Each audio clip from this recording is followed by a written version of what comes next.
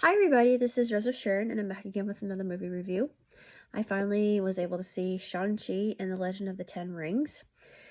And I have to admit, I'm a massive Marvel and DC nerd and have been for ages.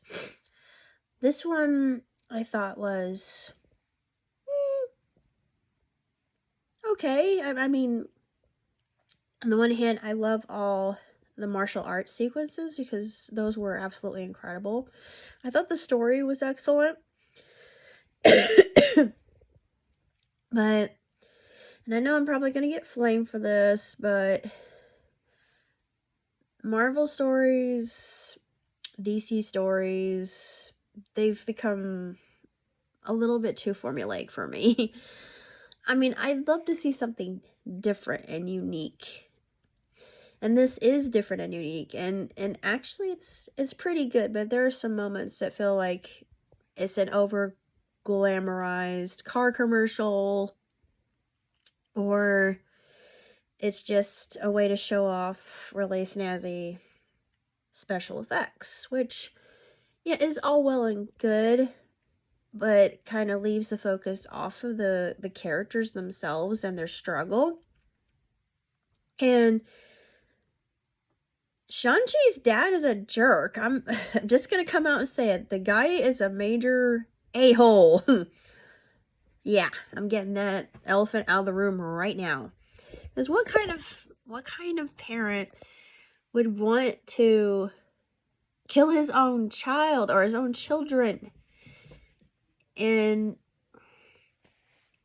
the ending, his sister chooses the dark side. I thought, oh, this is just so cliched. But I like all the action sequences. I love all the mystical creatures because I'm really into things like that. Lore and mythology and legend are some things that have stood the test of time for good reason. And the narrative that they have just, it transcends other things, and it's good to see that. It's good to see a mixture of old kind of commingling with the new, which I love. And it reminded me a little bit of Black Panther, just because of the ancient weaponry, but it's actually enchanted weaponry kind of trope that they had. Marvel does a lot of this. But, I thought it was actually not a bad film. It just was kind of lackluster and, overly um, overused special effects. Too much emphasis on the Razor Fist. I thought the Razor Fist kind of looked a little idiotic. No offense. I mean, if you like the Razor Fist, please don't flame me.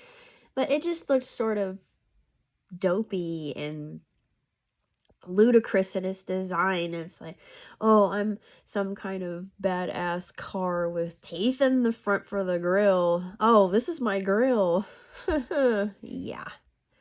No, I get the pun that you were trying to make, visualized in a visualized form, but you kind of lost me there. If you're trying to sell a car, yeah, no, there are better ways to do so. For instance, I'm going to give you a real quick one, but I think it was the last of the truly great Batman films ever made. I think Dark Knight Rises. I think that was the last one. But they had a sequence with the Subaru. I thought that sold Subaru. I mean, it didn't really have to be there, but it was just cool. But, excuse me. I've come down with a cold. Other people at work were sick, so yeah, I got it too. Yay. But, it just, I guess it was there because it was convenience of plot and literally moved a plot along, for lack of better definition. But as far as me grading Shang-Chi, I love all the characters. I thought the casting was superb. It was good to see the lady from Marvelous Miss Maisel, because I love Marvelous Miss Maisel. Where's my last season of Marvelous Miss Maisel? Amazon, please. Anyways, I give it, I'll give it a thumb up because it didn't do anything differently as far as Marvel movies are concerned, and I wanted it to, but it didn't really do that. It was very reminiscent of a lot of the whole wire fu films that I really like. And I mean, I love that aspect because I like to see karate and ancient forms of martial art just because I'm fascinated with things like that. Always have been, always will be, ever since the days of Karate Kid. I can't help that. That's what I grew up with.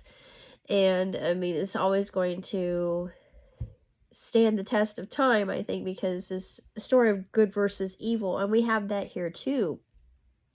But this is more of a sense of toxic family members.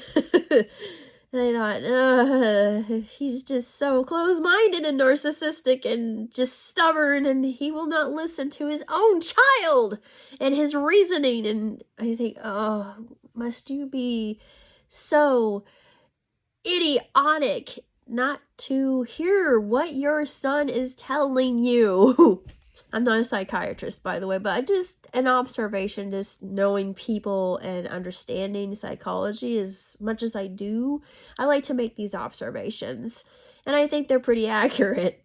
I can learn more. I mean, I'm not an expert by any stretch of the imagination, but I like psychology for that reason, and you can see a lot of that mirrored here, and it's just a good example of what a toxic relationship in a family would look like. Especially all the backstabbing and betrayal and deceit. What else can I say? I'll give it gets a thumb up. It gets 4.5, at least 4.5, because I said, there are a lot of things I like that are absolutely spectacular. Like when the gate is, when they when the two pendants are used to open the gate that reveals where they're supposed to go. I like that. I thought that was a nice touch of mythology and world building. I thought that was absolutely spectacular. But like I said, they follow a certain pattern, and I see the routine in it. And it just kind of loses its appeal. I don't mean to be mean. This is just constructive criticism on my part. I liked it. I thought it was good. I thought it was a good film. It wasn't exceptional or extravagant in any manner of definition, but it just kind of, if it just follows that same old, oh, good guy versus bad guy, bad guys on the brink of good guys on the brink of death, facing off against said bad guy, comes back from nearly being defeated, defeats the bad guy. Bad guy's not necessarily defeated, so he can come back. Well, in this case, that doesn't happen.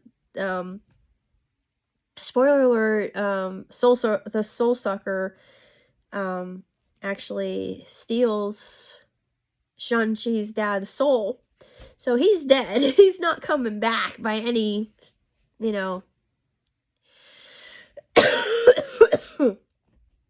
not gonna come back. But beyond that, I'm looking forward to seeing more Marvel films because I'm wanting to keep myself up to date. The huge one I'm looking forward to is Across the Spider-Verse, because I love the original. And I just, the animation in that is some of the most incredible animation I have ever seen, and it just makes you feel like you're experiencing an actual comic book, which is how it should be.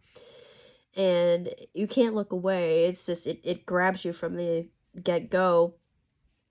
And I love that format, because without that, we wouldn't have what DreamWorks did with Puss in Boots, and I did my review on that, and I absolutely loved, and I think that's my absolute favorite, to be honest. other than How to Train Your Dragon. Obviously, that's the big franchise. I think that's their big money maker is How to Train Your Dragon. But now that what's interesting, I read an article. They're giving Disney a run for their money, and they're staying away less from being political, which I like, and because I don't do politics. But I think if you stay away from that kind of thing, you maintain your audience and you engage them more rather than turn them off.